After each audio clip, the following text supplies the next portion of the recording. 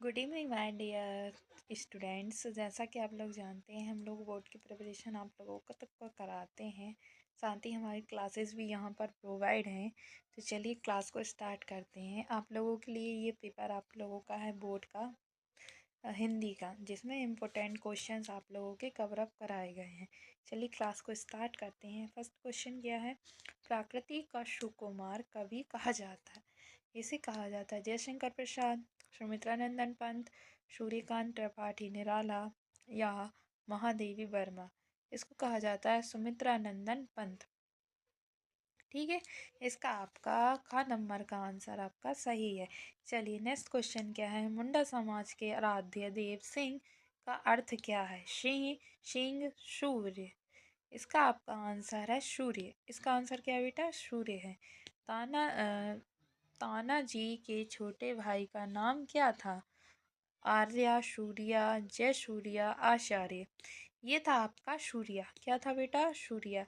लक्ष्य भेद का एक ही उपाय बताया गया है। लक्ष्य में तात्पर्यता, लक्ष्य में एकाग्रता, लक्ष्य में एक निष्ठता, लक्ष्य में तन्यता। इसका आंसर है लक्ष्य में एकाग्रता। ठीक है, जब आप लक्ष्य को में एकाग्र रहेंगे, आपका माइंड सेट रहेगा, तभी आप आंसर दे पाएंगे किसी भी चीज़ का, या जो आपको अचीव करना है तो आपको मिल जाएगा। नेक्स्ट है आप लोगों के लिए, नेक्स्ट प्रश्न है आपका, रिक्त स्थानों की पूर्ति कीजिए। जिसमें पहला है चैत चांद पर्व भगवान खालिस्तान के रूप में मनाया जाता है। जो चैत चांद का जो पर्व है वो किस भगवान की जयंती के रूप में मनाया जाता है? ये मनाया जाता है बेटा भगवान राम की। तो इसमें आएगा आपका राम। खालिस्तान के कारण ओझा लोगों का काम चौपट हो गया था। तो खालिस्तान में आपका आएगा अंग्रेजों के कारण ओझा लोगों का काम चौपट हो रहा था।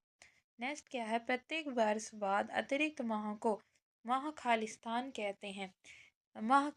तो ये आएगा आपका, इसका आंसर आएगा बेटा अधिक। अधिक माह कहते हैं। जो प्रत्येक 4 वर्ष बाद जो अतिरिक्त माह होते हैं उनको बोलते हैं अधिक माह कहते हैं। नवरात्रि वसंतीय माह में और चैत्र नवरात्रि शारदीय माह में आती है। जो बसंत की जो नवरात्रि वो कौन से माह में आती? वो आती बेटा चैत्र में। जो अभी मार्च का जो महीना रहता है वो चैत्र नवरात्रि होती है, बसंत ऋतु के समय आती है। जो नवरात्रि शरद ऋतु जो सर्दी ऋतु में आती हैं वो कौन से महीने में आती? वो आती अश्विन। तो पहले वाले में आपका आ जाएगा चैत्र और दूसरे में क्या आ जाएगा? अश्विन। बहुत अधिक फूल खिलने के कारण पटना का नाम भी था। इसका नाम क्या था? पाटलिपुत्र। क्या था? पाटलिपुत्र। तो पहले में क्या आएगा बेटा? राम। दूसरे में आएगा अंग्रेजों। तीसरे में थर्ड नंबर का जो आएगा उसमें आएगा अधिक माह। चौथे नंबर के पहले में आएगा आपका चैत्र। दूसरे में आएगा अश्विन। एंड देन 5 नंबर में आएगा आपका पाटलिपुत्र। ठीक है, पता है। ये आप प्रिपेयर कर लेना आपकी नोटबुक से। उसके बाद है वर्षा रोगों का उपचार कैसे करता है? वर्षा रोगों का उपचार कैसे करता है? इसमें करता है वो जड़ी बूटियों और प्राकृतिक चिकित्सक द्वारा। दूस थर्ड नंबर क्या है? अमृत देवी का नारा क्या था? पहली चीज, अमृत देवी थी कौन? अमृत देवी जो थी उन्होंने क्या किया था? वृक्षों को बचाने के लिए अपना योगदान दिया था, आंदोलन चलाए थे, जिसमें उनका नारा था सिर सटे रुख रहे। सिर सटे रुख रहे तो भी सस्ती जान, कि अगर अपने सिर भी कट जाएं, झुक जाएं, लेकिन जो अपने पेड़ हैं वो बचे रहें। लेखक ने लक्ष्य भेद का मूल मंत्र किसे माना है? लक्ष्य भेद का मूल मंत्र लेखक ने एकाग्रता को माना है। एकाग्रता को लक्ष्य भेद का मूल मंत्र माना है। वृद्धा सेठ जी की से क्या मांग रही थी? वृद्धा सेठ जी से अपने मृत पुत्र के लिए अंतिम संस्कार के लिए पैसे मांग रही थी। कफन मांगने के लिए पैसे मांग रही थी या कफन मांग रही थी। ठीक है, इसके बाद वाले जो क्वेश्चन है बेटा वो आप लोग यहाँ से प्रिपेयर कर लेना आपकी नोटबुक से। इसके बाद है उत्तर दीजिए, जो सब लॉन्ग वाले हैं। ठीक है। इसके बाद क्या है बेटा, निम्नलिखित पंक्ति का संदर्भ सहित अर्थ लिखिए। इनमें आपको संदर्भ, प्रसंग और व्याख्या तीन दोनों बताना है। इन दोनों में तीनों चीजें आप लोगों को इसमें बताना है। इसके बाद क्या है, किसी एक पर लेखक परिचय। रविन्द्रनाथ ठाकुर या श्री रामनाथ सुमन।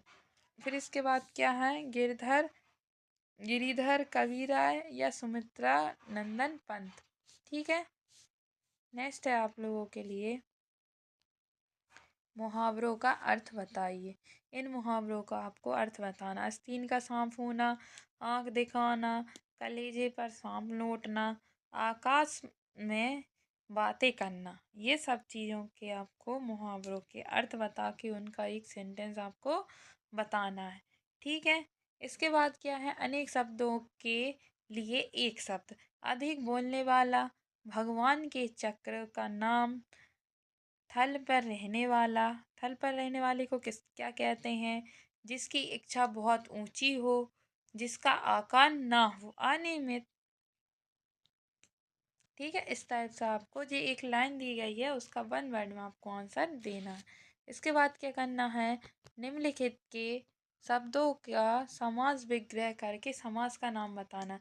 इसमें जितने भी आपको शब्द दिए गए हैं, इन सभी का समास विग्रह करना है और इनका नाम आपको बताना है। इसके बाद क्या है, विराम चिन्ह। एक पैराग्राफ दिया है पूरा, उस पैराग्राफ में कौन सा चिन्ह कहाँ लगेगा। सबसे पहले देखिए, जो अल्प विराम है, ये क्या होता है, थोड़ी से देर के लिए रुकने के लिए उपयोग होता है। पूर्ण विराम जब आप पूरे वाक्य खत्म हो जाता है। अर्ध विराम थोड़ी देर के लिए कुछ। इस इसके बाद जो प्रश्नवाचक है, इतने भी जो चिन्ह दिए गए हैं वो आपको इस पूरे सेंटेंस में लगाना है। कहाँ कौन सा साइन, कौन सा विराम चिन्ह आपका आएगा। इसके बाद क्या है, नीचे दिए गए गद्यांश को पढ़िए तथा उसके उत्तर दीजिए।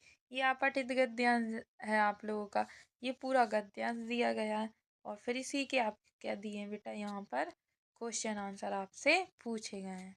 ठीक है। जैसे उपयुक्त का शीर्षक क्या है, लिखिए। अन्यथा का अर्थ, अंत किस प्रकार किया जा सकता है। उपयुक्त गद्यांश से आपको क्या शिक्षा मिलती, इसको आप अच्छे से पढ़िएगा, देन उसके बाद आप इसका आंसर दीजिएगा। इसके बाद क्या है, अपने क्षेत्र में लाउड स्पीकर से होने वाले ध्वनि प्रदूषण को रोकने के लिए एक शिकायत पत्र जिला कलेक्टर को लिखिए। आपको क्या करना है, जिला कलेक्टर, आपका जो जिला कलेक्टर है उनको क्या करना है, आपको एक शिकायत पत्र लिखना है। ठीक है। इसके बाद है आपका, इसी में और में दिया है, मित्र को सफलता के लिए बधाई पत्र लिखिए। देखिए, पत्र अलग होता है और जो पत्र, एक आवेदन पत्र होता है, एक ये पत्र होता है नॉर्मल, फॉर्मल इनफॉर्मल लेटर्स होते हैं। तो इसमें जो फर्स्ट वाला दिया है वो लाउड स्पीकर, ये किसी संस्था में दिया जाता है। ठीक है। किसी संस्था के लिए दिया जाता है या आप किसी से अनुमति ले रहे हैं तब लिखे जाते हैं। ठीक है। और जो नीचे आपको जो पत्र दिया गया है, ये अपने दोस्तों को अपने बारे में बताने के लिए, या आप कहीं जा रहे हो या किसी को इनवाइट करना हो, तब ये चीज़ें आपकी, ये पत्र आपको लिखना रहता है। इसके बाद देखिए, नेक्स्ट क्वेश्चन है, किसी एक विषय पर निबंध लिखिए। या पुस्तकालय का महत्व लिख सकते हैं, या विद्यार्थी और अनुशासन, या फिर विज्ञान के चमत्कार। ठीक है। Thank you so much, see this video. और अगर आपको और क्लासेस देखना है तो आप प्लेलिस्ट में जाके चैनल पर देख सकते हो। चैनल पर न्यू है तो चैनल को सब्सक्राइब कर देना, लाइक कर देना और शेयर कर देना। All the best for your exam.